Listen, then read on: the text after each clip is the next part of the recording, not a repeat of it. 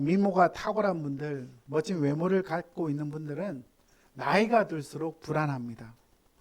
탱탱했던 피부, 아름다운 미모가 어느새 사라져 가기 때문입니다. 근데 여러분, 나이가 이제 60이 가까우면 인물의 평준화, 지식의 평준화가 찾아옵니다. 저같이 별로 흠모할 게 없는 사람은 별로 이런 걸 걱정하지 않는데, 나이가 들수록 오히려 저 같은 사람은 좀 나아질 가능성이 있습니다. 그러나 한때 좋았던 분들은요, 미모가 사라지면 되게 불안해하는 것을 제가 본 적이 있습니다. 자신의 정체성을 외모에서 찾기 때문입니다. 제가 대학에 서울에 가서 서울 종로 광화문에 있는 내수동교회라는 교회를 다녔습니다. 예배를 마치고 광화문에 가면 교보문고라는 대한민국에서 최고로 큰 서점이 있습니다. 그래서 교회 갈 때마다 틈이 나면 교보문고 가서 책을 꺼내보고, 또 거기 가면 다 책을 꺼내서 앉아서 읽고 그러거든요. 이 책, 저 책 꺼내보면서 나름 참 좋은 시간을 가졌습니다. 여러 책들을 읽다 보니까 어느새 관상에 관한 책이 있는 섹션을 가게 되었는데 갑자기 궁금해지는 겁니다. 다른 사람의 관상이 아니라 제 관상이 궁금해서 꺼내서 읽기 시작했는데 보다 보니까요, 충격을 받게 되었습니다. 제 관상은 범죄자가 될 관상이에요. 여러분 너무 좋아하시면 살짝 제가 서운합니다. 그래서 제가 책을 닫고 다시는 관상책을 꺼내보지 않습니다. 사람들은 우리의 인생에 어떤 운명이 있다고 생각합니다. 팔자가 있다고 생각해요. 그렇죠? 정해진 어떤 운명론을 믿고 있습니다. 그렇지만 여러분, 하나님을 믿으면 팔자도 바뀌게 되는 겁니다. 제가 청년 시절 대학 부수련을 가서 에베소서 강해를 한 주 내내 들었습니다. 아침에도 저녁에도 또 성경 공부도 에베소서를 하는데, 에베소서 1장 4절에 보니까 창세전에 그리스도 안에서 우리를 택하셨다. 여러분, 이 세상이 만들어지기 전에, 그죠? Before creation, 이 세상이 만들어지기 전에 하나님이 여러분을 택하셨대요. 얼마나 놀랍습니까? 에베소서 2장 10절에는 우리는 그가 만드신 바다. 하나님이 우리를 만드셨다는 헬라어 단어가 포이에마, 바로 작품이라는 뜻입니다. 사람들은 외모로, 학벌로, 갖고 있는 스펙으로 자신의 가치를 평가하지만 하나님은요, 우리의 존재를 하나님의 관점으로 보고 계시는 겁니다.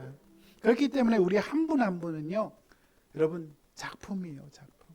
공산품과 작품의 차이는 뭡니까? 공산품은 여러분 하나의 품종을 다 그냥 여러분 많은 숫자로 만드는 게 공산품이고, 그렇지만 작품은 전 세계 하나밖에 없는, 그래서 우리 믿음의 사람은요, 전 세계 하나밖에 없는 가장 귀한 하나님의 작품인 것이죠. 제가 이 말씀을 깨닫고 나서부터 저는 자유하기 시작했습니다. 안 그래도 별로 외모에 신경 안 쓰는데 더 자유하기 시작한 것이죠. 우리 옆에 계신 분들에게 한번 인사합시다. 당신은 하나님의 작품이십니다. 한 번 더 인사합시다. 비교할 필요가 없답니다. 아멘. 간혹 어떤 분들은 의아해야 하는 분도 있지만 우리가 하나님의 작품이에요. 플라톤은 인간이 새는 물병과 같다 했습니다. 여러분, 물병이 자꾸 물이 새는, 우리의 인생이 비어 있다는 겁니다. 불완전하고 연약하다는 겁니다. 지난주 살펴보았던 가나 혼인잔치, 요한복음 2장 1절에서 12절까지 이 본문, 주님은 물로 포도주를 만드십니다. 불완전한 인생을 채우기 위해서 우리 주님은 기적을 행하셨습니다. 여러분, 기독교 신앙은요, 우리의 인생의 테이블을 충만하게 합니다. 우리의 인생이 잔치가 되게 합니다. 동시에 기독교 신앙은 우리의 인생의 테이블을 뒤엎습니다. 우리가 살아왔던 방식, 삶의 방식을 뒤집고 새로운 삶의 방향으로 살도록 합니다. 오늘 우리가 읽은 본문에 보면 그토록 좋으신 주님께서 분노에 차서 행동하십니다. 예루살렘 성전에 들어가셔서 노끈으로 채찍을 만드시고 사람들을 내쫓으시고 상을 다 뒤엎으십니다. 성전을 깨끗하게 하시는 주님의 위엄을 보게 되는 거죠. 오늘 이 본문을 통해서 변질 대 변화라는 제목으로 말씀의 은혜 받기를 원합니다. 첫 번째, 우리 주님은 성전 안에서 거래하는 자들을 뒤엎으십니다. 이때는 유월절이 가까울 때입니다. 여러분 13절 말씀을 보시면 유대인의 유월절이 가까운지라. 예수님이 어디에 올라가셨습니까? 예루살렘에 올라가셨습니다. 예루살렘은 해발 한 800m 되는 고지입니다. 그래서 예루살렘은 간다는 표현보다 올라간다는 표현을 쓰고, 예루살렘에서 다른 데를 가면 내려간다는 표현을 씁니다. 그래서 예루살렘 성전으로 올라가셨죠. 유대인들은 1년에 3번씩 유월절, 오순절 또는 칠칠절, 초막절에 예루살렘 성전에 올라가서 하나님을 예배했습니다. 특별히 유월절은 이스라엘 민족이 출애굽한 것을 기념하는 절기입니다. 하나님의 구원을 기억하고 이 절기를 지키기 위해서 자신을 성결하게 하고, 또 유월절 만찬을 통해서 친구들과 아름다운 교제를 했던 시기가 유월절인데, 여러분 유월절이 되면요, 팔레스타인과 이스라엘 전역에 흩어졌던 유대인들이 다 예루살렘에 모입니다. 예수님도 예루살렘을 방문하신 겁니다. 예수님께서 성전 안에 들어가시니까 뭐가 보입니까? 여러분, 짐승을 파는 자들과 돈을 바꾸는 환전상들이 있습니다. 유월절 제사를 드리기 위해서 이런 멀리서 온 사람들은 짐승을 가져올 수가 없잖아요. 쿠팡에서 배달을 할 수 없잖아요. 그러니까 짐승을 갖고 오더라도 짐승이 뭔가 하자가 생길 수 있기 때문에, 또 이 짐승이 하나님께 구별된 거룩한 짐승인지 검수하는 제사장들이 있었는데, 이건 불합격이라면 멀리서 갖고 왔는데 안 되잖아요. 그래서 여행자들의 편의를 제공하기 위해서 성전 안에 짐승을 파는 여러분 편의점이 있었던 겁니다. 거기에는 양과 소, 비둘기를 파는 편의점이 있었는데, 여러분 그 팔레스타인 전 지역에 흩어졌던, 이스라엘에 흩어졌던 유대인들이 오니까 얼마나 사람이 많았겠습니까? 성전 안에 인산인해를 이루어서 이방인의 뜰에는 사람들이 가득했습니다. 성전에서 장사하는 사람들은 이때다. 우리나라도요, 그 피서철이 되면 계곡에 그 테이블 하나 사는데 바가지 씌우잖아요. 메뚜기도 여러분 한철이라고 이때 뽑아야 되는 겁니다. 그래서 여러분 짐승을 그가 제값에 파는 게 아니고 많이 붙여서 판 거예요. 그리고 이 사람들이 장사할 수 있도록 제사장들이 또 커미션을 먹은 겁니다. 또 하나는 여러분 성전 안에 와서 제사를 드릴 뿐만 아니라 성전에 와서 헌금을 해야 했습니다. 성전세를 드려야 했는데, 성전세를 드리려면 그 당시에 로마 화폐, 헬라의 화폐는 통용이 안 되고 유대 화폐만 드려야 했습니다. 그러니까 환전을 해야 되잖아요. 환전상들이 거기 있었던 겁니다. 근데 환전상들도 그냥 해준 게 아니고 또 상당한 이윤을 붙여서 장사를 했던 겁니다. 예수님께서 여러분 14절에 그들이 앉아 있는 것을 보셨다. 성전에 고정된 자리에 앉아서, 여러분 그 자리가 16절 말씀 보시면 장사꾼의 집이 된 안타까운 현실을 바라보게 된 겁니다. 예수님은 이들을 결국 바라보고 격렬하게 반응하십니다. 먼저 노끈으로 채찍을 만드십니다. 양과 소를 다 내쫓으시고 환전상들의 돈을 뒤엎으시고 상을 뒤엎습니다. 엄청난 분노를 표출합니다.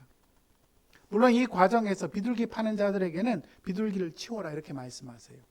아마 저 같으면요, 비둘기가 있는 세장을 문을 열고 비둘기들이 다 날아가게 했을 것 같아요.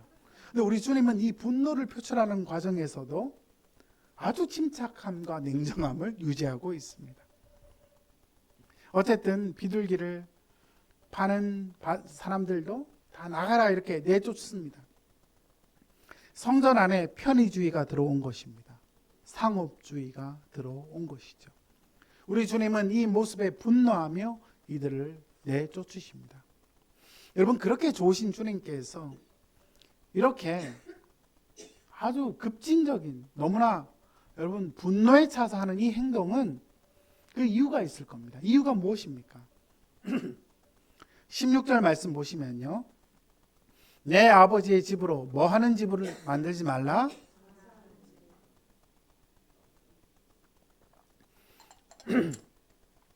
성전은 하나님께 예배하는 곳입니다. 아멘. 성전은 하나님께 찬양하는 곳입니다. 기도하는 곳입니다. 마태복음 21장 13절에 내 아버지의 집은 기도하는 집이다. 하나님과 만남이 있고 죄 용서가 있고 하나님의 말씀을 배우는 곳이 성전인데, 가장 아름답고 영광스러운 하나님의 임재가 있는 곳을 탐욕의 장소로 변질시킨 곳, 그곳이 바로 성전이 된 것입니다.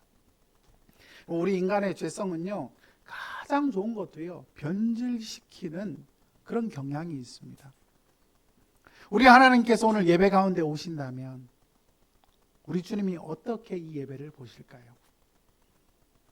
아, 얘들아, 예배를 너무나 잘 드리고 있구나.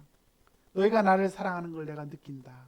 우리 주님이 그렇게 보실 수도 있지만, 갑자기 뒤에 창고에 가서 노끈을 찾아서 채찍을 만들었어. 이게 예배냐면서 의자를 뒤엎으시고, 갑자기 앞에 오셔서 그게 설교냐 하면서 이 강단을 뒤엎으실 수도 있는 겁니다. 여러분, 주님께서는 마치 가만히 계신 것 같지만 그 마음으로 슬퍼하지는 않으실까? 하나님의 임재의 장소마저도 변질시키는 우리의 죄된 본성, 이것이 하나님의 마음을 아프게는 하지 않을까? 우리는 묵상하게 되는 겁니다. 가장 영광스러운 것도 인간의 탐욕으로 변질시키는 우리의 본성적인 죄악을 이 본문을 통하여 묵상하게 됩니다.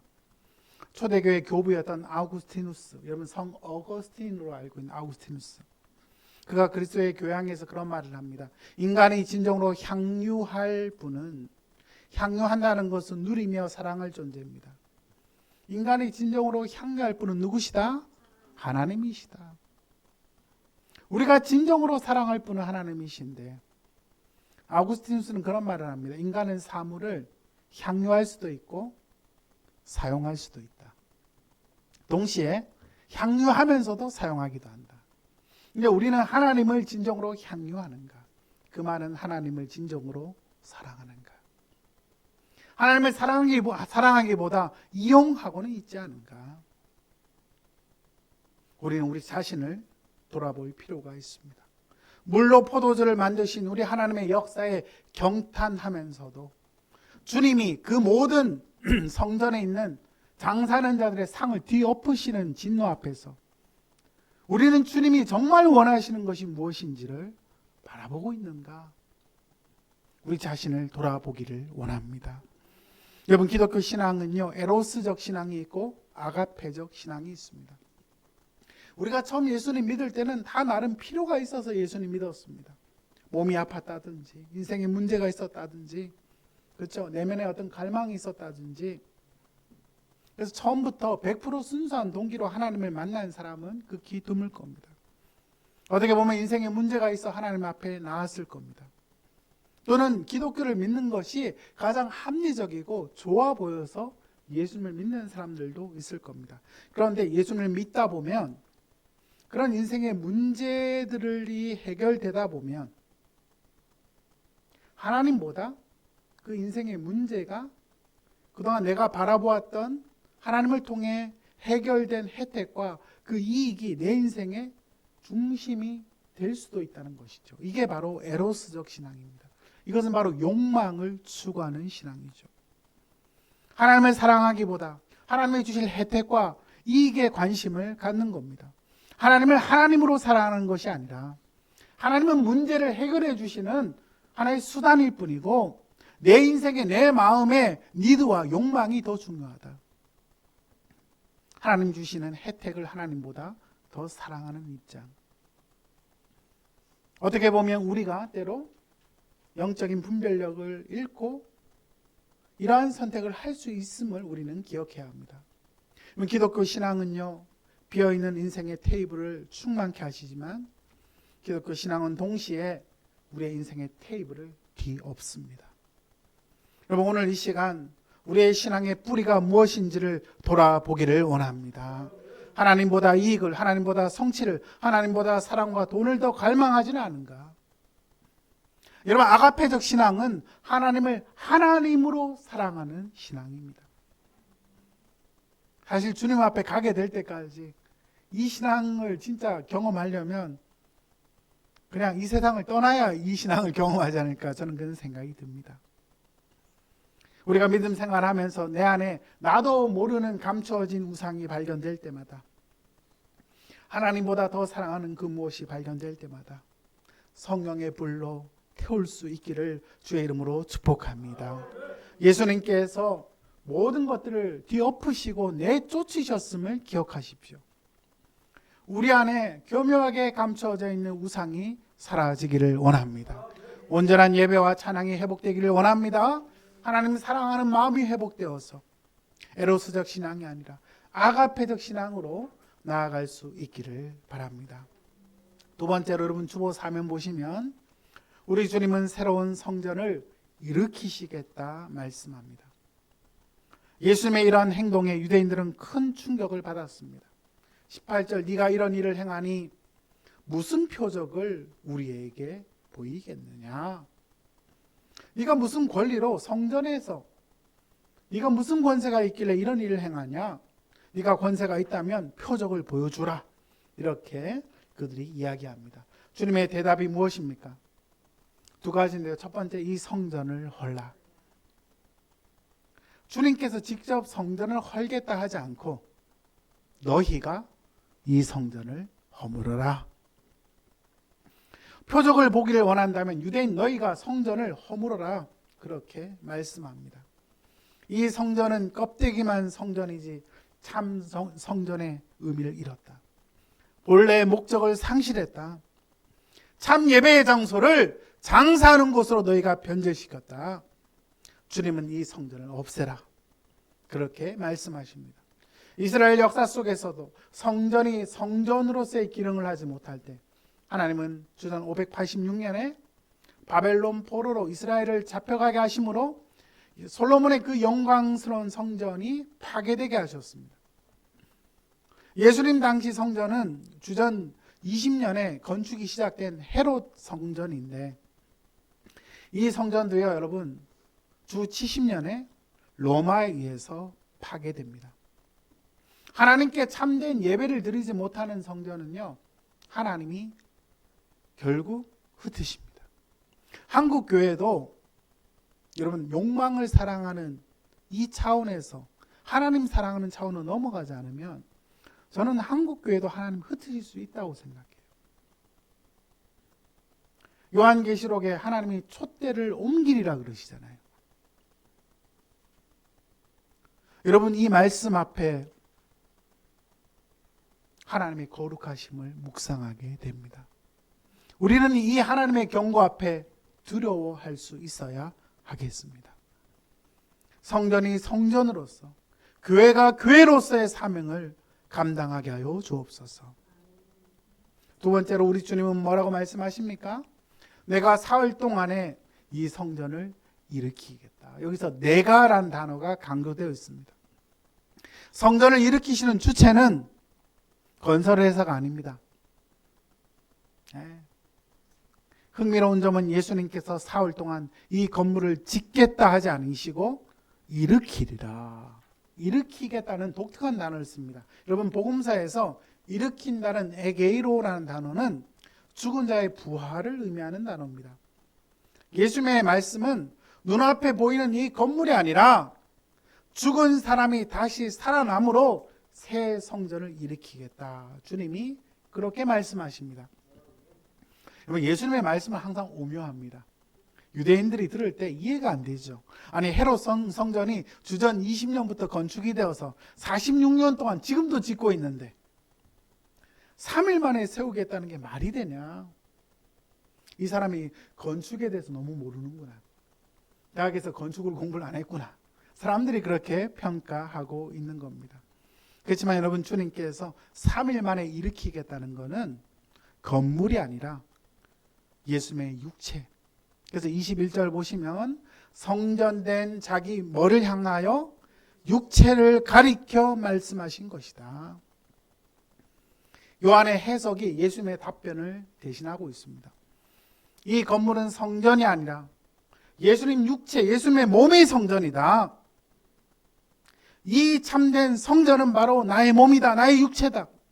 너희가 이 성전을 결국 부서뜨리겠지만 내가 죽임을 당하게 되고 3일 만에 살아나게 된다면 새로운 성전이 일어날 것이다. 주님은 그 말씀을 우리에게 하고 있는 겁니다. 제자들도 그 당시에는 이 말씀의 의도를 깨닫지 못했죠. 나중에야, 부활하신 후에야 성령께서 그들에게 깨달음을 주신 겁니다.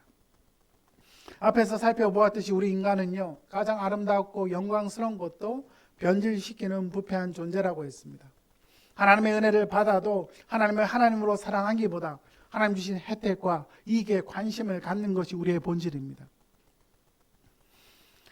그러므로 우리의 존재론적 변화가 필요합니다. 변화의 주체는 우리 자신일 수가 없습니다. 여러분, 참된 변화는 우리의 힘으로는 불가능합니다. 참 성전은 어떻게 세워집니까? 바로 예수님만이 세울 수 있습니다. 새 성전을 세우실 분은 오직 예수 그리스도시죠. 새로운 성전, 뉴 템플을 세워주셔서 더 이상 건물이 성전이 아니라 예수님이 성전되게 하셔서 인류를 대신하여 십자가에서 죽으시고 부활하심으로 새 성전 삼아 주셔서 하나님이 새로운 일을 이루시겠다 말씀하십니다. 예수님을 새 성전 삼으신 하나님은 여러분 한 단계 더 나아가서요, 우리를 또한 성전 삼으십니다. 한번 따라 합시다. 우리를 성전 삼으십니다. 여러분, 성전은요, 하나님이 계시는 곳이 성전이잖아요. 예배당도 성전이고. 근데 고린도전서 3장 16절에 보면 너희는 너희가 하나님의 성전인 것과 하나님의 성령이 너희 안에 계시는 것을 알지 못하느냐. 성전이신 예수님을 믿는 자마다 이제 누가 성전이 되냐 하면 우리 자신이 성전이 됩니다. 여러분, 신약 시대로 오면요, 예루살렘으로 가야 성전이 아니라 하나님 경외하는 나 자신이 성전이 되는 거예요. 얼마나 영광스러운 겁니까? 얼마나 큰 축복입니까? 그렇기 때문에 우리가 하나님께 예배함으로 성전의 은혜의 기쁨을 누릴 뿐만 아니라 일상의 삶에서도 하나님 나와 동행하시면 하나님의 아름다움을 드러내는 우리가 성전이다. 건물이 아니라 우리 사람이 성전이다. 신약의 성전은요, 우리 자신이 성전되게 하시는 겁니다. 17세기에 그 로렌스 형제라는 수도사가 있었는데 이분은 평신도 수도사였습니다. 수도원에서 주방일하고 또 여러분 수도하는 분들 위해 허드렛 일을 하는 분이었는데 그가 이런 말을 해요. 꼭 큰 일만 해야 될 필요는 없다. 작은 계란 후라이를 하나 뒤집을 때도 하나님을 사랑하는 마음으로 한다면 하나님의 임재가 있는 것이다. 예, 우리 주부님들이 은혜 받는 것 같아요. 계란 후라이를 하나 뒤집을 때도, 계란 후라이는 우리 형제들도 좀 하지 않습니까? 라면을 하나 끓일 때도 하나님의 사랑으로 하면 교회에서 드리는 예배처럼 내가 가정에서 가족들을 섬기는 그것이 하나의 뭐가 된다? 예배가 되는 것이죠. 하나님이 우리를 성전 삼아 주셔서 우리가 공적인 예배에 성실한 것이 너무나 중요합니다. 동시에 우리의 일상의 삶에서도 예배하는 것이 너무나 필요하죠. 한 꼬마가 어느 목사님에게 와서 얘기합니다. 목사님, 교회 와서 거짓말하면 안 돼요? 그럼 그 꼬마가 얼마나 귀엽습니까? 얼마나 천진합니까? 교회 와서 정직해야 된다. 그 꼬마가 이야기했습니다. 그러면 여러분 질문 하나 드리겠습니다. 교회 와서 거짓말하면 안 되면 교회 와서 거짓말하면 안 되잖아요. 그럼 여러분 집에 가서는 거짓말 해도 되는 겁니까? 일터에 가서는 거짓말 해도 되는 걸까요? 때로 우리 한국 교회는 교회 일은 하나님 일이고 직장 일은 세상 일이다.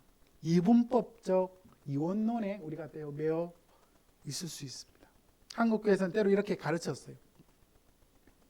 이런 사고방식이 우리 조국교회에 깊이 뿌리박아 있습니다. 이걸 가리켜 이원론적 세계관이다. 이거는요, 여러분, 성경적 세계관이 아니라 중세인들이 갖고 있던 겁니다. 교회는 하나님의 일이고 직장인은 세상 일이다. 그러나 여러분, 우리가 믿는 하나님은 교회에서만 왕이 결코 아닙니다. 우리 하나님은 창조주 하나님이시고 피조물을 사랑하시고 양육하시고 먹이시는 온 우주의 왕이시고 구원자가 되십니다. 그러므로 예배당에서 드리는 예배만큼이나 일상의 삶에서 하나님의 임재를 경험하고 내가 하는 일을 통하여 하나님의 아름다움이 나타난다면 그것이 또한 예배가 될 수 있음을 우리는 기억해야 할 것입니다. 종교개혁가 마틴 루터 목사님이 그런 말을 해요. 아빠가 아기의 기저귀를 갈아줄 때 하나님과 천사들이 미소 짓는다. 네. 부인들이 되게 행복할 말씀이죠. 아빠가 기저귀를 갈아줄 때, 아빠가 때로 쓰레기를 버릴 때 하나님과 천사들이 미소 짓는다. 여러분, 우리가 일터에서 신회를 나가는 것, 그것이 내 신앙의 전부라고 생각해서는 안 될 겁니다. 신회 중요합니다. 내 일터에서 내 신앙을 표출하는 것도 필요합니다. 그렇죠? 그렇지만 그것으로 내가 그리스도인의 직무를 다 했다고 생각해서는 안 될 겁니다. 제가 중학생 때 과학 선생님이 한 분 계셨는데 사실 이분은 수업을 잘하는 분은 아니셨어요. 그리고 그 중학생들이 원체 짓궂으니까 질문을 하면 약간 면박을 주는 그런 캐릭터였는데 뭐를 묻지를 못하는 거예요. 그래서 저는 사실 과학에 좀 젬병이라 뭐 묻고 싶은데 자꾸 면박을 주시니까 자기 수업에 리듬이 끊어지면 막 애들 뭐라 하시는 스타일이에요. 그래서 좀 죄송한 편입니다만 저 뒷반에 계신 과학쌤 우리한테 오면 좋겠다 이렇게 생각하고 있었어요. 근데 이 선생님이 사실 참 순수하고 귀한 분이셨지만 중간고사 시험 문제를 받아보니까 문제를 다 푸니까 맨 밑에 구하라 그러면 너에게 주실 것이요. 성경 구절을 쓰셨더라고요. 근데 저는 사실 이분의 신앙은 참 순수하지만 좀 슬펐습니다. 정말 그리스도인 교사라면 교회에서 배운 말씀을 학교에서 전할 수도 있지만 좀 더 교과에 성실하게 학생들이 모르는 거 질문 받으면 내가 공부해서라도 가르쳐 줄게. 이렇게 겸손한 태도로 접근하셨다면 얼마나 좋았을까 그런 생각을 해본 적이 있습니다. 물론 그 선생님도 사정이 있었겠죠. 제가 고등학교에 가서 제가 수능 2세대인데요. 저희 때만 해도 수능이 분석이 안 돼가지고요. 학력고사 있다가 수능으로 넘어왔잖아요. 그래서 저는 수능을 2번째 해에 쳤습니다. 그래서 고등학생 때 우리 친구들한테 수능이 뭐야 이랬더니 어떤 애가 IQ 검사 비슷한 거라 그러더라고요. 수능이 좀 그래요, 여러분. 이게 학교 공부로 되는 게 아니라 타고난 문해력과 독서력이 있는 사람은 또 잘 치는 게 이 수능이고 이게 분석이 안 돼. 선생님들도 분석이 안 돼. 한동안 토플도요. 이게 IBT로 바뀌고 나서 영어 강사들도 자기도 분석을 못 하는 거야. 그러니까 여러분 얼마나 정신이 없겠어요. 근데 한 번은 지리선생님이 이제 시험을 앞두고 가을에 이제 수능 몇 달 앞두고 얘들아 수능 치려고 하니까 너희 답답하지. 나도 예상이 안 된다. 그래서 선생님이 방학 동안 그동안 모의고사 나올 만한 문제를 다 분석을 했는데 패턴이 나오더라. 그래서 내가 몇 주 동안 특강을 해줄 테니까 열심히 들으라고. 이 선생님이요 우리 수업을 위해서 여름방학 동안 다 그 문제를 분석해서 패턴을 가르쳐 주신 거예요. 그럼 얼마나 감동이에요. 근데 저는 졸업하고 알았습니다. 그분이 기독교인인지 알았습니다. 여러분 제가 무슨 말을 하려는지 아시겠죠? 일터에서 신회에 가는 것 중요하고 내가 예수 믿는다는 신앙의 표현을 하는 것도 중요하지만 그보다 더 중요한 것은 전문성을 놓치지 않은 겁니다. 어떻게 보면 우리 한국 교회가 세상에서 실패하고 무너진 자들이 피하고 있는 피난처 같은 역할을 합니다. 우리 대학부를 다닐 때 대학생들 중에 교회에서 먹고 자는 애들이 있었습니다. 걔들 가르쳐 교숙자라 그럽니다. 여러분, 교회가 너무 좋으면요, 여기가 좋사오니. 그러나 하나님은요, 우리를 세상으로 파송하셨습니다. 우리를 성전되게 하셔서 교회에서만 믿는 하나님이 전부가 아니라 세상에서 하나님의 영광을 드러내게 하신 거죠. 제가 이 말씀을 묵상하다가 군대에서 만났던 한 집사님이 생각이 났어요. 이분이 작전 장교셨는데 소련 고참이었고 나중에 투스타로 전역했습니다. 그런데 이 집사님은 교회 안에서도 참 신실한 분이셨지만 부대에서 정말 믿음의 사람으로서 그의 삶이 아름다웠습니다. 그래서 장교들이건 장병들이건 이분을 거의 다 존경했어요. 네, 참 귀한 분이셨습니다. 한 번은 작전회의에 제가 들어갔어요. 군종 장교는 들어가면 작전회의가 무슨 말인지 알아들 수가 없는 거예요. 근데 그날 의제가 뭐였냐면 우리 해병대 그 연대가 옛날에 여러분 군사정권 때 시위를 진압한 적이 있었던 거예요. 저도 그때 알았습니다. 군사정권이 시위가 있으면 특전사만 보낸 게 아니라 해병대도 보냈는데 군사정권 때 그거 잘했다고 상 받은 게 부대에 비치되어 있는 거예요. 그래서 인사장교가 국민정서상, 이제 민주화된 국민정서상 이걸 없애는 게 좋겠다 회의의 의제였습니다. 그래 이제는 없애는 게 맞겠지. 저도 그러고 있는데 이 작전장교 집사님이 무슨 얘기를 하시냐면 역사는 역사로 남겨야 된다. 이 말씀을 하시는 거예요. 우리 부대가 잘못한 과거가 있다면 그걸 은폐할 게 아니라 역사는 역사로 남겨야 다음 세대들이 실수하지 않는다. 이 말씀을 하시는 거예요. 그래서 처음에 인사장교가 국민정서상 없애자 할 때 다 이렇게 아멘 했는데 이분이 갑자기 그게 아니라 역사는 역사로 남겨야 다음 세대가 실수하지 않는다. 또 거기에 다 은혜 받아서 아멘하고.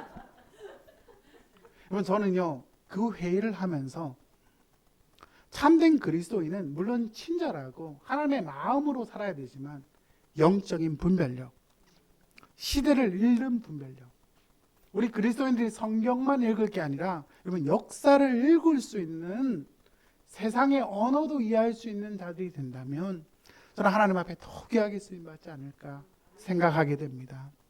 여러분 그리스도인에게 필요한 언어의 방식은 이중 언어입니다. 우리는 하나님의 언어에 익숙하지만 세상 사람들이 알 수 있는 언어로 접근해야 그게 좋은 겁니다. 예수 믿지도 않고 싫어하는 사람에게 하나님이 해주셨다 자꾸 이러면요 상대 열받게 하는 거예요. 네. 그러면 그 사람이 알아들을 수 있는 언어로. 그래서 그리스도인의 언어는 이중 언어가 필요하다. 우리는 비둘기처럼 순결해야 되지만 뱀처럼 지혜로우라고 말씀합니다. 여러분 물론 우리가 다 완벽할 수 없죠. 때로는 실패하고 넘어지고, 네. 한 가정을 섬기는 것도 보통 일이 아닙니다. 네. 오늘은 아이들에게 분노를 조절하리라 했더니 은혜 받고 결단하는 순간 집에 가서 아이들이 뒤집죠. 네. 그때 성전을 뒤엎으신 예수님이 생각나기도 합니다. 여러분 우리는 때로 우리의 연약함 때문에 가슴 아플 때도 있습니다. 우리는 자격이 없어 보입니다. 그렇지만 우리를 긍휼히 여겨주시는 예수님, 우리는 자격이 없지만 우리를 성전 삼아 주신 예수님, 할렐루야.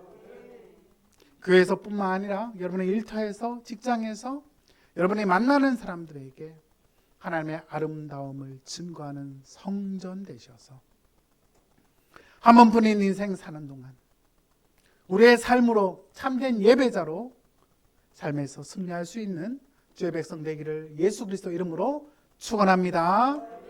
아멘. 오늘